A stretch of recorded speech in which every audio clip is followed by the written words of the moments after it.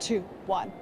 Joshua Sanchez Lopez was a no-show in court, but that didn't stop the fireworks between the attorneys on both sides and the judge.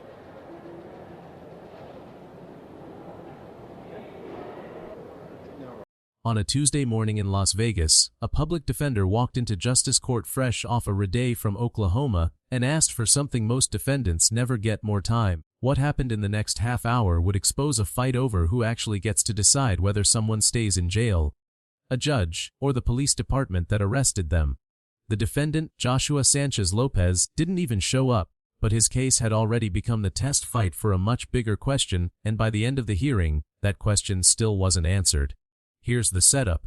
A district court judge had ordered Sanchez Lopez released. The Las Vegas Metropolitan Police Department refused to release him anyway, citing a Nevada statute that's been on the books for 34 years. The public defender argued that's a direct override of a judicial order with zero due process attached. No hearing, no chance to respond, just a letter saying, in his words, "We're not following your order, Judge," with an invitation to call if you have questions. Giving defendants no opportunity to be heard, respecting no due process, just simply saying no to a judge, and not even by filing a motion, by sending a letter. "I'm not following your order, Judge." And the letter always ends with, "Feel free to contact us if you have any questions." That is not due process. And anybody who believes... Metro's attorney, Mike Dickerson, argued the sheriff has statutory authority and a duty to protect the community, and a separate district judge, Judge Mendoza, had recently sided with that reading of the law. The case is in front of the Nevada Supreme Court at this point, is it? Yes, it is. With 3 other cases? Yes. And it's being argued in front of the Supreme Court. It is being argued in front of the Supreme Court. However, we've all agreed that the contempt issue is not moved. But that's what happened with That's the unresolved tension hanging over the whole hearing: 2 judges, 2 different readings of the same statute, and a defendant sitting in custody in the middle of it. By the time you reach the end of this, that conflict still hasn't been settled, because it can't be, not at this level. It's now sitting in front of the Nevada Supreme Court. Last person made the motion you want to make. I do, Your Honor. As I indicated to the court yesterday, via email with all parties on the email, I'm requesting a continuance of today's proceedings, and the reason for that is simple. About 36 hours ago, I don't know, my timeline is a little tough because I just got off an airplane from Oklahoma. About 36 hours ago, Metro filed a new supplemental briefing. I haven't had a chance to even read it, much less respond to it, and I want to file a response in writing, which I think is... Before we get into the courtroom back and forth, here's the move that defines the whole hearing. 36 hours before this case was called, Metro filed new supplemental briefing. The public defender hadn't read it yet. He'd just landed from out of state doing death penalty work in another case. He asked for a continuance, which is just a request to delay the hearing, so he could actually respond in writing instead of arguing blind. And here's the thing, this came up before, and I'm actually surprised that Metro wouldn't just simply agree to the continuance in this case, since they've been asking for stays nonstop in all these cases. But here's the issue. When we were in front of Judge Mendoza, Metro filed their brief in that case, a 25-page brief with a bunch of exhibits, at 5:50 p.m. the day before the hearing. It wasn't served on us properly. I didn't get it until we appeared for oral argument and it was handed to me. That request is the entire first half of this hearing, and how the judge handles it tells you almost everything about how the rest goes.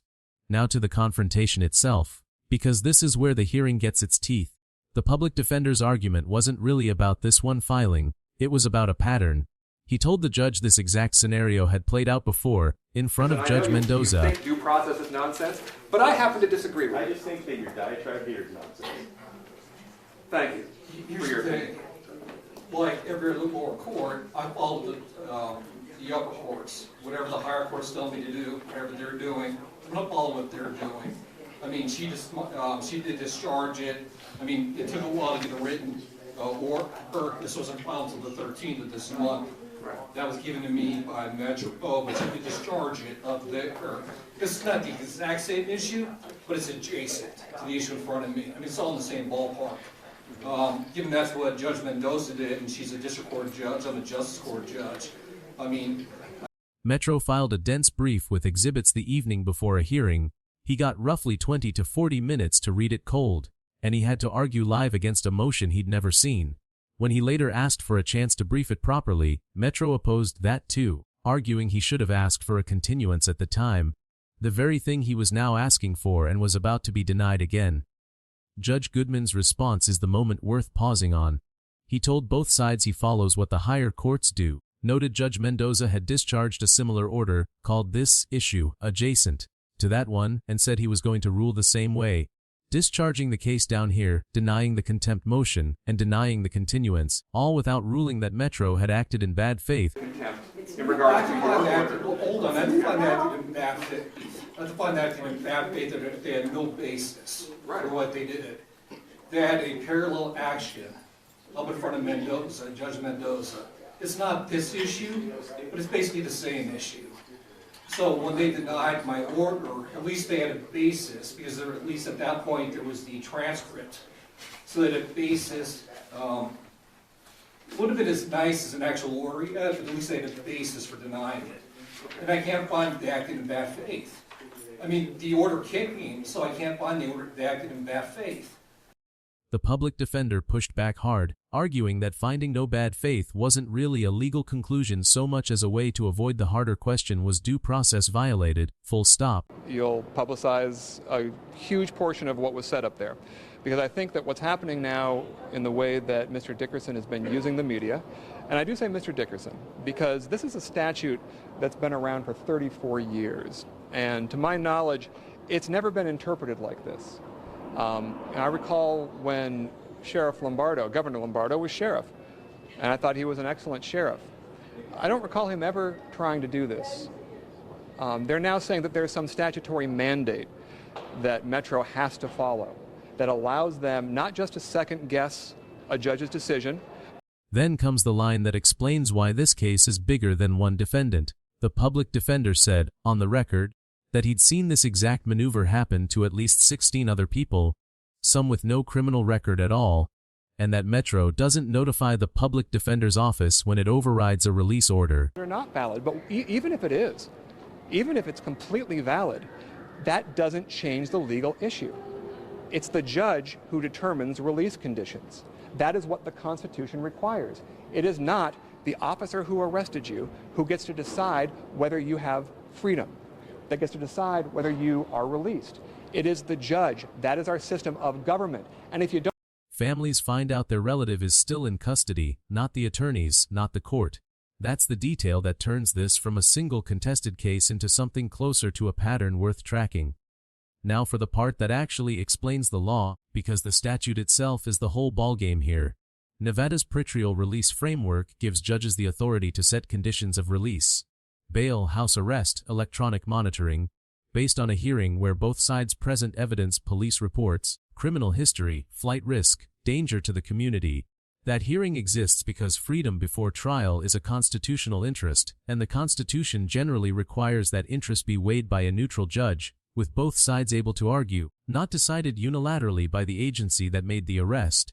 Metro's position rests on a separate statute. It argues gives the sheriff independent authority to hold someone even after a judge orders release, when the sheriff determines a continuing threat exists. The defense argues that reading effectively lets the police veto a judge, and that no due process, no hearing, no notice to defense counsel accompanies that veto. That's the actual legal collision. Judicial authority over release conditions versus a sheriff's claimed statutory authority to override it. I mean, that's kind of like when people say, oh man, it's really cold today, so there must not be climate change. All right, they want to take this one case and say it proves... What happened next is where this story gets messier, not cleaner. Days after the hearing, Metro re-arrested Sanchez Lopez on new charges. 27 of them. Metro pointed to that arrest as proof their original instinct was right. ...knows that this guy is in custody, then I think it's proof of exactly what I'm saying. They want to try this in the court of public opinion and not in a court of law. And that should worry everybody, because we all have jobs to do, and we all have process that should follow, and nobody should be above that law, not even the attorneys who work for the Metropolitan Police Department. Thank you.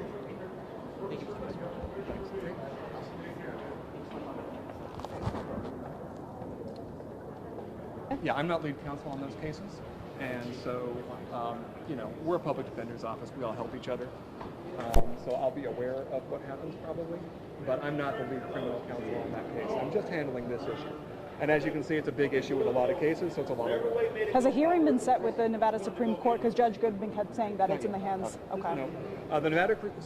The public defender pointed out that the new arrest, whatever its outcome, doesn't resolve the legal question of who gets to make that call in the first place, and that nobody, including him, yet knew whether those new charges would hold up. So where does this leave things? Both sides have now taken the matter to the Nevada Supreme Court. The defense filed first, Metro filed its own, and the two are being consolidated. Of powers, and it's about our independent constitutional freedoms, the one that you have and that I have. And if they can take it away from Mr. Sanchez Lopez, who I assume that people probably don't like, and they might not even care that his rights were taken away. But if they can take it away from him, they can take it away from all of us. And now they're in a situation where they're going to say, we are contempt proof. We can't be held in. That's why a case most people will never hear about is sitting in front of the state's highest court, and why how it's decided will outlast every headline about this one Tuesday in Justice Court.